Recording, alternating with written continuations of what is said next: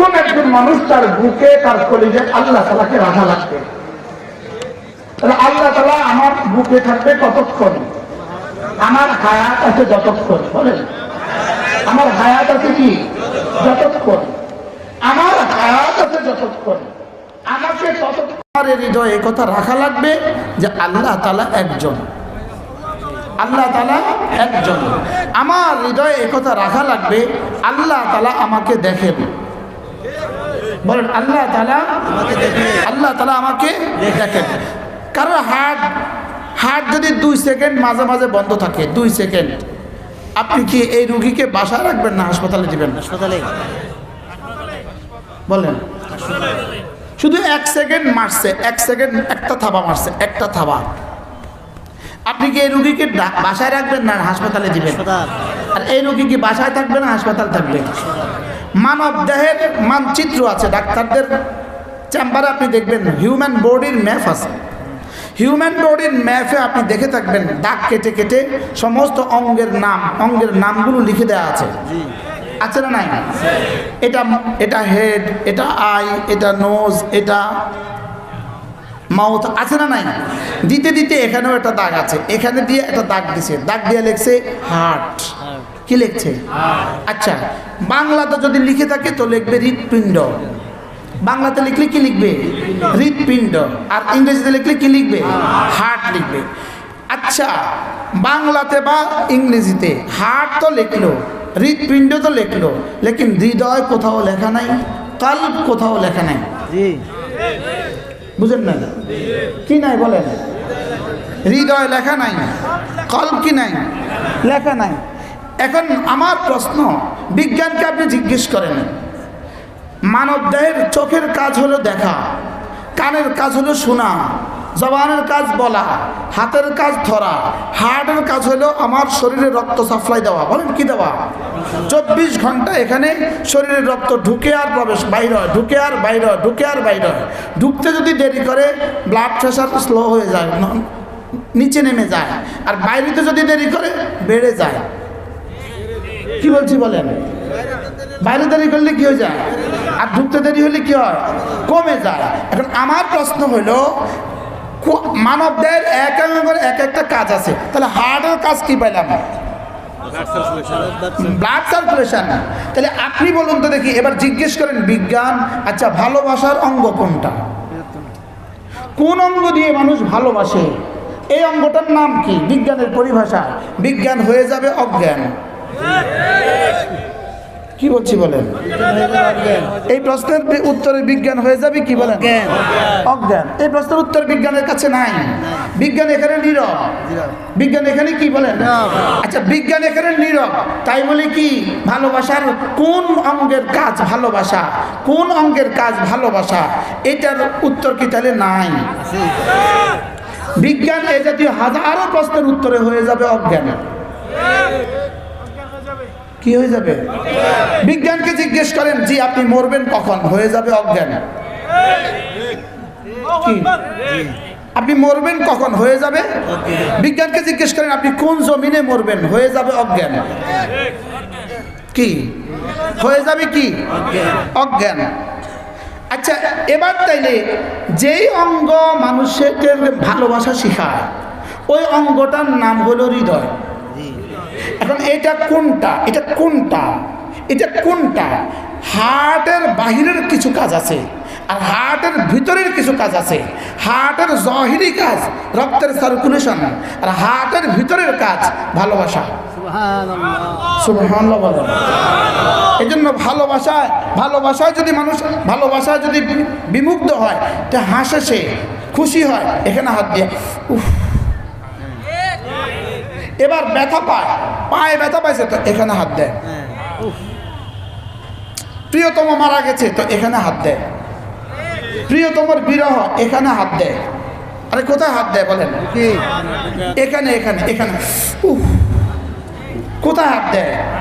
এখানে হাত দেয়। এবার বুঝে থাকলে বলুন তো দেখি, যেমন ধরেন জিহ্বা, একটা জিহ্বা, বিজ্ঞান বলে জিহ্বার 3টা কাজ। জিহ্বা বিজ্ঞান বলে জিহ্বা 3 কাজের জন্য বানিয়েছে। 1 নম্বর কাজ, জিহ্বা বাচ্চা প্রথম জন্মের পরে সর্বপ্রথম কোন অঙ্গ ইউজ করে? সর্বপ্রথম সে কি করে? সর্বপ্রথম জিহ্বা নাড়ায়। সুবহানাল্লাহ বলেন। বাচ্চা জন্মের পরে সর্বপ্রথম কি নাড়ায়? এই মাত্র দুনিয়াতে আসার সঙ্গে সঙ্গে সে এভাবে করে।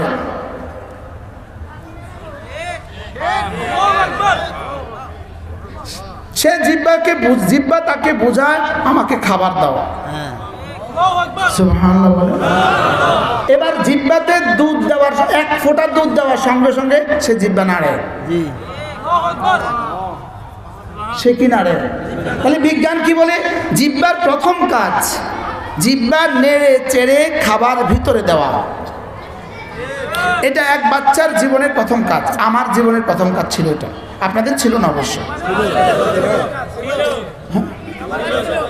না না না ছিল না তো। যারা ট্রান্সজেন্ডার হইতে চায় এরা ছিল না। এদের উচিত ছিল মায়ের পেটে এই অ্যাপ্লিকেশন ঠুকে দেওয়া, আমি ছেলে হয়ে যাব না, আমাকে মেয়ে বানাও। এদের উচিত ছিল মায়ের পেটে দরখাস্ত ঠুকে দেওয়া, আমি মেয়ে হয়ে যাব না, আমাকে ছেলে বানাও। মায়ের পেটে যেমন তোমার এখতিয়ার ছিল না, কোনো অ্যাপ্লিকেশনের এখতিয়ার ছিল না, ঠিক তেমনিভাবে কবর আর হাসর আর মিজানেও তোমার কোনো এখতিয়ার চলবে না।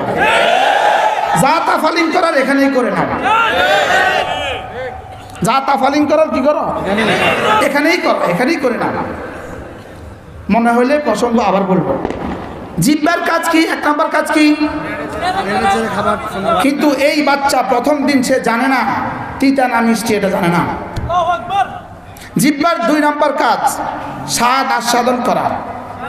একজন সুস্থ মানুষের জিহ্বায় রব্বে করিম 3000-এর মতো স্বাদ আস্বাদনের যোগ্যতা দিয়েছেন। জিহ্বাই বলে চুকা, জিহ্বাই বলে মিষ্টি, জিহ্বাই বলে লবণ, জিহ্বাই বলে তিতা। তাহলে বিজ্ঞান কি বলে? জিহ্বার 2 নম্বর কাজ স্বাদ অনুভব করা। বাচ্চা জন্মের প্রথম দিন এটা বুঝে না, 1 মাসও বুঝে না, 2 মাসও বুঝে না। এবার 6 মাস বাচ্চার মুখে জেলে দিয়েছেন তিতা, কিন্তু প্রথম দিন তিতা ডাললে কিছু করে না, মুখ ব্যাংসা না। কি প্রথম দিন তিতা ঢাললে মুখ ব্যাংসা না, কিন্তু 6 মাসে তিতা ঢাললে মুখ ব্যাংসায়, বুঝাইতে চায় না এটা তিতা। এই গেল কয় নাম্বার কাজ? জিহ্বার 3 নম্বর কাজ হলো কথা বলা। সুবহানাল্লাহ। পৃথিবীতে যত ভাষা আছে অগণিত অসংখ্য ভাষা, সবগুলো ভাষার যোগ্যতা রব এক জিহ্বাকে দান করেছেন। কয় জিহ্বাকে? এটাই তো জিহ্বা। একটু নড়লে বা, আরেকটু নড়লে তা, আরেকটু নড়লে খা, আরেকটু নড়লে জি, আরেকটু নড়লে হা, আরেকটু নড়লে ক, আরেকটু নড়লে খ, আরেকটু নড়লে গ, আরেকটু নড়লে এ, আরেকটু নড়লে বি, আরেকটু নড়লে সি। চলছে। সুবহানাল্লাহ বলেন। তাহলে বিজ্ঞানের দৃষ্টিতে জিহ্বার 3 নম্বর কাজ কি? কয়টা গেল? এবার বিজ্ঞানকে জিজ্ঞেস করেন, বিজ্ঞান জিহ্বার কি আর কোনো কাজ আছে? বিজ্ঞান হয়ে যাবে অজ্ঞান। না, আমাদের ধারণা আর কোনো কাজ নাই। এবার রব বলেন হ্যাঁ, এই 3টা জিহ্বার মূল কাজ নয়। এই 3টা জিহ্বার মূল কাজ নয়। জিহ্বার মূল কাজ জিকির করা। সুবহানাল্লাহ বলেন। এই 3টা জিহ্বার কি নয়? জিহ্বার মূল কাজ কি? গরুর জিহ্বাকে কিন্তু আমি নেড়ে চেড়ে খাবার যোগ্যতা আমি গরুর জিহ্বাকেও দিয়েছি। গরুর জিহ্বাকেও স্বাদ আস্বাদনের যোগ্যতা দিয়েছি। এজন্য গরুর সামনে যদি সুন্দর করে গরুর দুধ দিয়ে পায়েস রান্না করে গরুর সামনে দেন, গরু মুখ দিয়ে আর খাবে না। গরুর গোশত রান্না করে যদি গরুর সামনে দেন, গরু কিন্তু আর খাবে না। গরু জিহ্বা দিয়েই বলবে এটা আমার খাবার নয়। সুবহানাল্লাহ বলেন। তাহলে বোঝা গেছে গরুর জিহ্বার কাজও কিন্তু নেড়ে চেড়ে কি দেওয়া, খাবার দেওয়া। গরুর জিহ্বার কাজও স্বাদ আস্বাদন করা। লেকিন গরুকে রব কি দেন নাই? জিকিরের যোগ্যতা দেন নাই। গরুকে যেভাবে রব জিকিরের যোগ্যতা দেন নাই, পৃথিবীর কোনো ইয়াহুদ নাসারাকে রব জিকিরের যোগ্যতা দেন নাই। কি ভাই তাহলে গরু জিকির করে না, বলেন। গরু কি করে না বলেন? গরু জিহ্বা দিয়ে জিকির করে না, বলেন। হ্যাঁ, গরু নিজের ভাষায় যেটা জিকির করে এটাকে মূলত জিকির বলে না, এটাতে মূলত কি করে না। অতুসাব্বিহু লিল্লাহিস সামাওয়াতুস সাবউ ওয়াল আরদু ওয়া মান ফিহিন্না, এর দ্বারা বোঝা যায় গরু জিকির করে, বাকি গরু জিকির জিহ্বা দিয়ে করে না। গরু জিকির কি দিয়ে করে না? তাহলে গরু এবার দেখেন, পৃথিবীর সমস্ত জানোয়ারকে আল্লাহ তাআলা তিনটা যোগ্যতা দিয়েছে, তিনটা যোগ্যতা। এক নাম্বার যোগ্যতা, জানোয়ার খায়। দুই নাম্বার যোগ্যতা, জানোয়ার ঘুমায়। তিন নাম্বার যোগ্যতা, জানোয়ার বাচ্চা দেয়। এজন্য পৃথিবীর কোনো জানোয়ারের বাচ্চা হইতে সিজার লাগে না। বুঝেন না কথা কি বলছি বলেন? পৃথিবীর কোনো জানোয়ারের বাচ্চা হইতে কি লাগে না বলেন? আমাদের মা দাদিদেরও কারোর সিজার লাগে নাই, লাগে নাই। আমার মার বুঝে সিজার লাগছে, আপনার দাদির সিজার লাগছে, কি লাগে নাই বলেন? সিজার পুরো পৃথিবীতে, সারা পৃথিবীতে কোনো জানোয়ারের সিজার লাগে না। তাহলে সমস্ত জানোয়ারকে আল্লাহ তাআলা তিন যোগ্যতা দিয়েছেন, খাবে, ঘুমাবে, বাচ্চা দিবে, বলেন। আবার কোন? সারা পৃথিবীর সমস্ত ইহুদি তিন কাম, খায়, ঘুমায়, বাচ্চা দেয়, জোরে বলেন। এবার সারা পৃথিবীর সমস্ত ইহুদ নাসারা, হিন্দু খাসারা, এরা এই তিনটা কাজের সাথে আরেকটা কাজ এরা পারে, এরা কাজ করে, কাজ কাজ কি করে? সারা সপ্তাহ সোম মঙ্গল বুধ বৃহস্পতি শুক্র শনি কাজ করে, রবিবারে ক্লাবে গিয়ে সব খেয়ে দিয়ে ফুর্তি করে উড়িয়ে শেষ করে দেয়। তাহলে এরা কাজ করে কতদিন? 7 দিন। আর টাকা শেষ করে কতদিন? মোট হয়েছে কতদিন? 8 দিন। এই 8 দিন হলো এদের কাজ। তাহলে এবার সারা পৃথিবীর সমস্ত জানোয়ার খায়, ঘুমায়, বাচ্চা দেয়, আর সারা দুনিয়ার সমস্ত ইহুদ নাসারা খাসারা আর ভান্ডারীরা খায়, ঘুমায়, বাচ্চা দেয়, এর সাথে একটা কাজ করে, কাজ কাজ। শুধু একজনের ফাঁকি দিয়ে আমি কি করছি, একজনে বুঝছে, আর কেউ বুঝে না, শুধু ইনি জ্ঞান করছে। আমি ফাঁকি দিয়ে একটা শব্দ চয়ন করছি, এটা খালি উনি বুঝছে, আর কেউ বুঝে না। এরা শুধু খায়, ঘুমায়, বাচ্চা দেয়, আর কাজ করে, আর কাজ করে। লেকিন আমরা যারা মুমিন আছি, আমরা আরেক দল আছি মুমিন, আমরা খাবো, ঘুমাবো, বাচ্চা দেবো জানোয়ার হিসাবে, কাজ করব মানুষ হিসাবে, নামাজ পড়বো মুমিন হিসাবে। কি বলছি বলেন? বুঝলেন? আগে তিনটা আর বলতে হবে না, এটা তো সব করে। লেকিন এখন তাহলে কামরুলা দুইটা, কামরুলা কয়টা বলেন? ইহুদি শুধু কাজ, নাসারা শুধু কাজ, ভান্ডারীরা শুধু কাজ, কাদিয়ানীরা শুধু কাজ, আমরা শুধু নামাজ। তাহলে আমাদের জীবনের থিওরি কাজ, নামাজ। আবার বলেন, সবাই বলেন, কাজ, নামাজ, কাজ, নামাজ। বুঝে গেছে তো মাশাআল্লাহ, বুঝছে। আমাদের জীবনের সিদ্ধান্ত কি? আবার বলেন, বাহ সুবহানাল্লাহ। আমাদের জীবনের ডিউটি হলো প্রতিদিন 4টা, হলো আমাদের জীবনের কমন ডিউটি হলো 4টা, জীবনের কমন ডিউটি 4টা, প্রতিটা দিনের ডিউটি হলো 4টা। 1 নম্বরে হলো ইমানের সাথে থাকা, 2 নম্বরে হলো 5 ওয়াক্ত নামাজ নিশ্চিত করা, 3 নম্বরে হলো জিকিরের সাথে থাকা, 4 নম্বরে হলো সমস্ত গুনাহগুলো ছেড়ে দেওয়া। সুবহানাল্লাহ বলেন। তাহলে 1 নম্বরে কি? ইমান। 1 নম্বরে কি? 2 নম্বরে কি? নামাজ। 3 নম্বরে কি? জিকির। 4 নম্বরে কি? গুনাহগুলো থেকে বেঁচে থাকা, গুনাহ থেকে বেঁচে থাকা। তাহলে এখন রাত 12টার সময় আমার উপরে কাজ কি? রাত 12টার সময় আমার উপরে 1 নম্বর কাজ ইমানের সাথে থাকা, 2 নম্বর কাজ এখন কোনো নামাজ নাই, এখন হলো জিকিরের সাথে থাকা, 3 নম্বর কাজ হলো এখন গুনাহগুলো ছেড়ে দেওয়া। তাহলে আগামীকাল আপনার ডিউটি কয়টা? আগামী পরশু আপনার ডিউটি কয়টা? এরপরের দিন আপনার ডিউটি কয়টা? এরপরের দিন ডিউটি কয়টা? আচ্ছা, রাত 1টা বাজে ডিউটি কয়টা? রাত 3টা বাজে ডিউটি কয়টা? দিনের 12টা বাজে ডিউটি কয়টা? সুবহানাল্লাহ, আল্লাহ। হ্যাঁ, রমজান মাস এসে গেলে হয়ে যায় 5টা, এবার হলো দিনের বেলা রোজা। সুবহানাল্লাহ। এবার যদি বছরে একবার যদি আপনার উপরে মালিকে নেশাব হন, আপনি নেশাব পরিমাণ মালের মালিক হন, তাহলে আরেকটা কাজ বছরে একবার বাড়ে, এটার নাম হলো যাকাত। সুবহানাল্লাহ বলেন। আর জীবনে যদি বাইতুল্লাহ যাওয়ার সমপরিমাণ অর্থের যদি আপনি মালিক হয়ে যান, এটা যদি আপনার জীবন ধারণের থেকে বাইরে হয়, এই পরিমাণ টাকা যদি আপনি মালিক হয়ে যান, জীবনে একবার ডিউটি হইলেও আপনার হজ। সুবহানাল্লাহ বলেন। তাহলে আমি কি পাইলাম? আমার জীবনের সিদ্ধান্ত ঈমান, নামাজ, রোজা, যাকাত, হজ, জিকির, গুনাহগুলো ছেড়ে দেওয়া।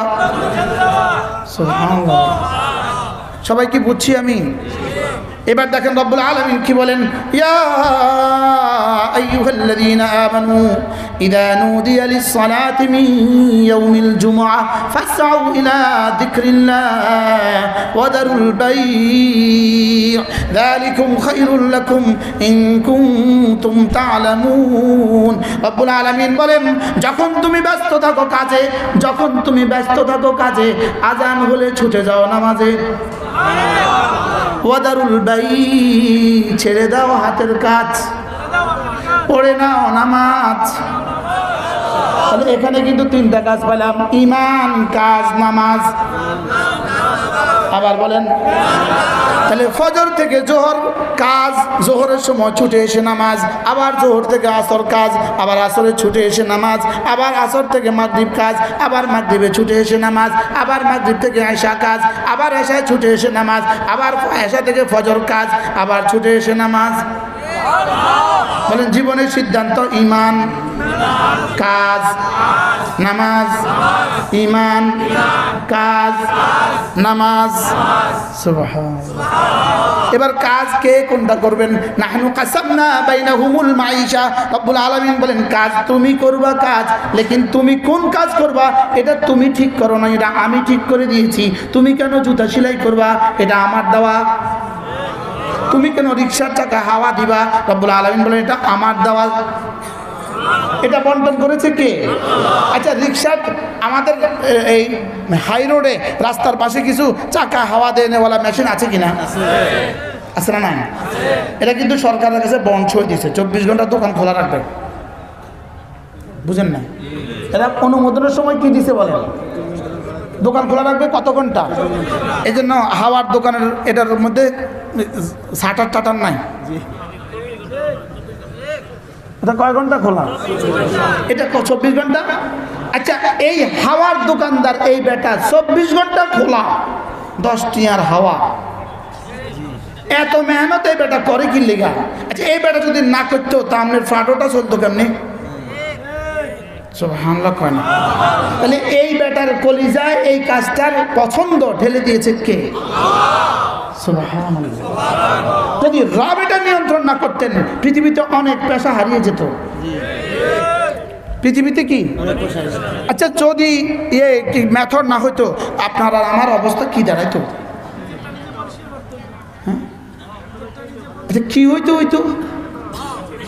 তাইলে বোঝা গেছে, তুমি যে কোনো পেশাজীবী হও না কেন, তোমার পেশা তোমার কাজ, লেকিন তোমার পেশা তোমার কাজ, লেকিন মাঝে মাঝে পড়বা নামাজ। তাহলে কাজ আর নামাজ, কাজ আর নামাজ, কাজ আর নামাজ তোমার জীবনের ডিউটি। হৃদয়ে ঈমান, বাহিরে কাজ, বাহিরে নামাজ। সুবহানাল্লাহ বলেন। কাজ নামাজ, কাজ নামাজ, কাজ নামাজ। ইহুদি শুধু কাজ, নাসারা শুধু কাজ, হিন্দু শুধু কাজ, ভান্ডারি শুধু কাজ।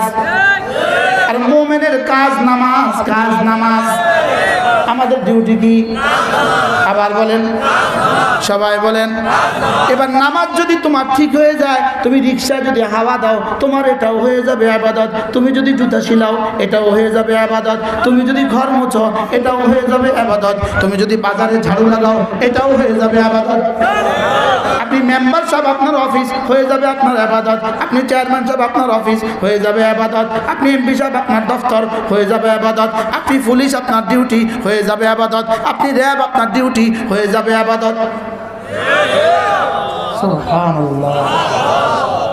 তাহলে এবার যদি আপনি নামাজ বাদ দিয়ে দেন তাহলে আপনার ডিউটি হয়ে যাবে শুধু কাজ, ইহুদি যেমন শুধু কাজ, নাসারা যেমন শুধু কাজ, হিন্দু যেমন শুধু কাজ, নামাজ বাদ দিয়ে তোমারটাও শুধু কাজ, আর নামাজ ধরলে তোমার কাজ শুধুই নামাজ। সুবহানাল্লাহ।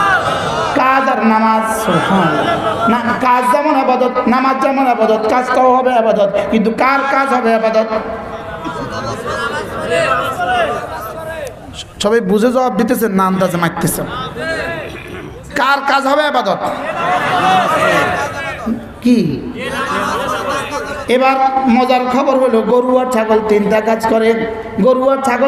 কাজ করে, এরাও মরবে। ইহুদ নাসারা 3 কাজ করে, সাথে আবার কর্ম করে, কাজ করে, এরাও মরবে। মোমেন 4টা কাজ করে আর নামাজ পড়ে, এরাও মরবে।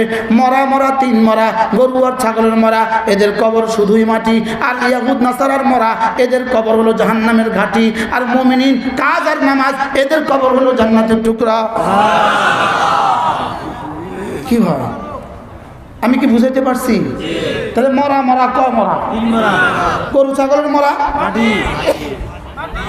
ওরা কবরে গিয়ে দেখবে শুধু মাটি, শুধু কি? এবার ইহুদ নাসারা কবরে গিয়ে কি দেখবে? এবার ঈমান আর নামাজ কবরে গিয়ে কি দেখবে? জান্নাতের টুকরা। সুবহানাল্লাহ। ঈমান আর নামাজ কবরে গিয়ে কি দেখবে? সুবহানাল্লাহ। আল্লাহ, এত সুন্দর ওয়াজ কুমিল্লাবাসী বুঝে, মাশাআল্লাহ। কি তাইলে আমাদের জিন্দগি কাজ নামাজ। এখন প্রশ্ন, হুজুর কাজ নামাজ, তাহলে নামাজ পড়ে তো কাজ করব, কাজ করে আবার নামাজে ফিরবো, আবার কাজে ফিরবো, আবার নামাজে ফিরবো, এই মধ্যখানের বড় কাজটা আর কিছু আছে কিনা? ডিউটি। এবার রব্বুল আলামিন বলেন এবার 2টা ডিউটি আছে, যোহর আর আসরের মধ্যে আরো 2টা ডিউটি আছে, মাগরিব আর এশার মধ্যে আরো 2টা ডিউটি আছে, যোহর আর ফজরের মধ্যে আরো 2টা ডিউটি আছে। কাজ করবা হাতে, জিকির করবা জবানে। সুবহানাল্লাহ বলে না? ডিউটি এবার কি? তাহলে এবার ডিউটি পেয়ে গেলাম 3টা, কাজ নামাজ জিকির। কি? এবার আরেকটা ডিউটি আছে, ডিউটি বেশি হয়ে যেতেছে না? আরেকটা ডিউটি হলো এই মধ্যখানের সময়টাতে তুমি আমাকে ভুলে যেও না। বলেন আমাকে ভুলে যেও না, বলেন আমাকে ভুলে যেও না। আমাকে ভুলে গেলে তুমি না গুনাহতে লিপ্ত হয়ে যাবা, আমাকে যদি মনে রাখো গুনাহ তোমার হবে না। সুবহানাল্লাহ। এজন্য যখন তুমি ব্যস্ত থাকো কাজে, আজান হলে ছুটে যাও নামাজে, ছেড়ে দাও হাতের কাজ, পড়ে নাও নামাজ। যালিকুম খায়রুল লাকুম, এটা তোমাকে দেওয়া তোমার রবের পক্ষ থেকে শ্রেষ্ঠ ফর্মুলা। আল্লাহ তাআলা বলেন ইন কুনতুম তা'লামুন, আমি এত সুন্দর করে বলেছি যদি তোমরা বুঝতে। কি? এরপরে আমি বললাম রব্বুল আলামিন নামাজ শেষে কি করব? আল্লাহ তাআলা বলেন ফাইদা কুদিয়াতিস সালাতু ফান্তাশিরু ফিল আরদি, নামাজ শেষে আবার ফিরে যাও কাজে, নামাজ শেষে আবার ফিরে যাও খেতে, নামাজ শেষে আবার ফিরে যাও জমিনে, নামাজ শেষে আবার ফিরে যাও দোকানে, নামাজ শেষে আবার ফিরে যাও বাজারে, নামাজ শেষে আবার ফিরে যাও ফ্যাক্টরিতে, নামাজ শেষে আবার ফিরে যাও গোডাউনে, নামাজ শেষে আবার ফিরে যাও গরু রাখতে, নামাজ শেষে আবার ফিরে যাও মুরগির ফিশারিতে, নামাজ শেষে আবার ফিরে যাও গাড়ি চালাতে, নামাজ শেষে আবার ফিরে যাও হেলফারি করতে। সুবহানাল্লাহ বলে না? এবার নামাজ পড়বে কি করবো? এত করে এই ওয়াজ করছি, কাজে ফিরে যাবো।